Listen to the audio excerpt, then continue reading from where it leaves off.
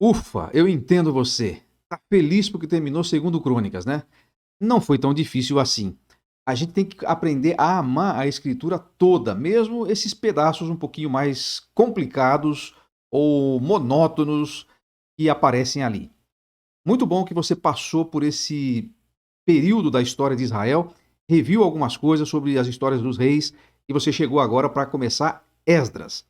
Bom, se você não se lembra, mais do que foi visto no mapa de voo de 1º e 2º Crônicas, eu sugiro que você pause esse vídeo, volte lá, porque as informações que nós demos lá serão úteis aqui e agora. O livro de Esdras, escrito pelo autor que tem o mesmo nome, né? Ele conta os retornos do povo de Israel em várias levas para recomeçar a vida como nação em Jerusalém. É verdade que não vai ser a vida como ela era antes. Eles não terão mais autonomia política, alguma autonomia religiosa, sim.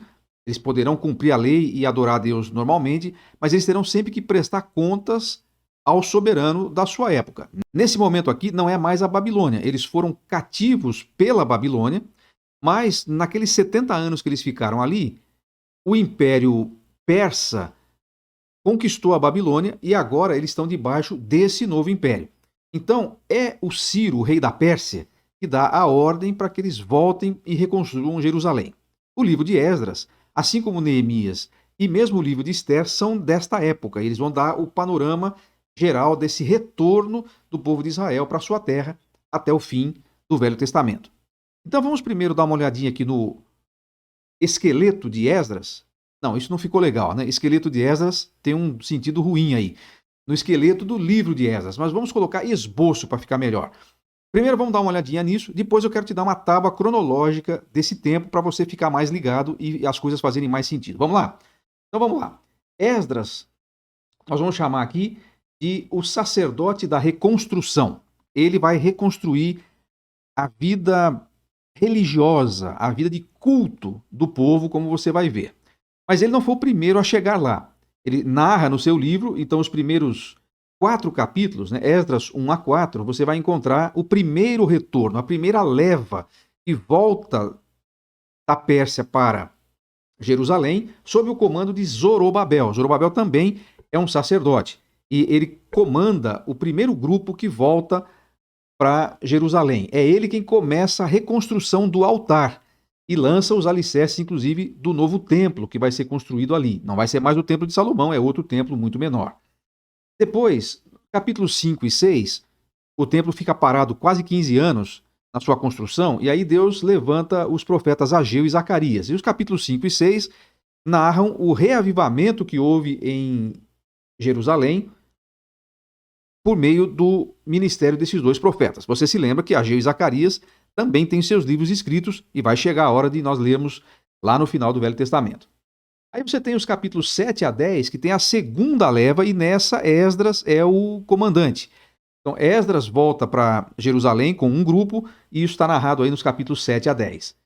Bom, esse é o resumo. O livro de Esdras é bem curto, ele também tem algumas genealogias, tem alguns nomes ali, e aí você precisa ficar ligado no seguinte: qual a importância dessas genealogias, dessas listas de nomes das pessoas que voltaram para Jerusalém? Eles tinham que ter certeza de que as pessoas que estavam envolvidas no ministério sacerdotal realmente fossem da tribo de Levi. Se eles não tivessem como comprovar que eles eram levitas, eles não podiam participar do ministério sacerdotal, porque isso era vedado a qualquer outra tribo. Então é muito importante, pelo menos para eles era muito importante, que esses nomes todos fossem confirmados.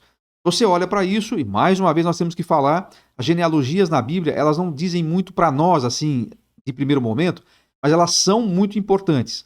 Seja para mostrar a linhagem do povo de Israel, seja nesse caso aqui para dizer quem é que podia ou não participar do serviço do sacerdócio. Agora, para você ter uma ideia mais clara, é importante você saber uma coisa. No livro de Esdras, durante o período da história narrada pelo livro de Esdras, é que se encaixam os outros livros desse período. Deixa eu ver se eu consigo fazer isso de uma forma gráfica para te ajudar. Vamos lá. Então você sabe que eu gosto dos gráficos, né? Eu acho que fica mais fácil de entender. Dá uma olhadinha nessa tábua cronológica que eu preparei aqui. Você pode encontrar talvez pequenas variações em outras fontes, mas aqui é mais ou menos o seguinte. Se você pegar a história aqui que vai ser contada a partir da ordem de Ciro, que é a ordem para reconstruir Jerusalém, está lá no finalzinho de 2 Crônicas e os primeiros versículos de Esdras, mostrando que, inclusive, talvez eles fossem o mesmo livro escritos pelo mesmo autor. A ordem de Ciro para reconstruir os muros, você vai encontrar isso registrado, então, em Esdras 1 a 4, que é o primeiro retorno sob o comando de Zorobabel. Aí o que acontece? Eles começam a reconstruir o templo, eles reconstroem o altar e aí começam a reconstruir o templo, mas aí vem uma ordem para parar a construção do templo.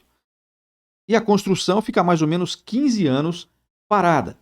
Até que então vem, o que está nos capítulos 5 e 6, o reavivamento por meio do ministério de Ageu e Zacarias.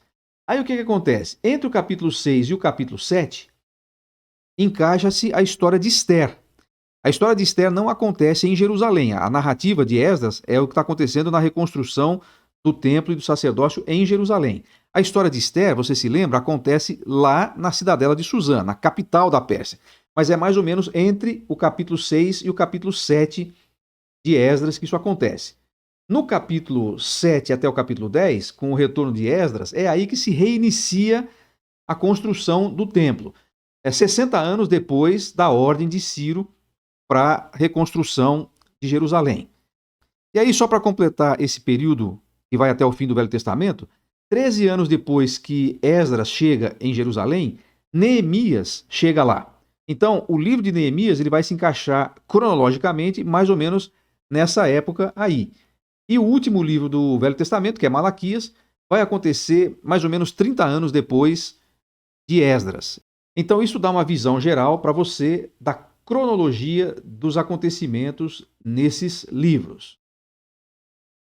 O livro de Esdras é muito especial, curtinho, mas muito inspirativo.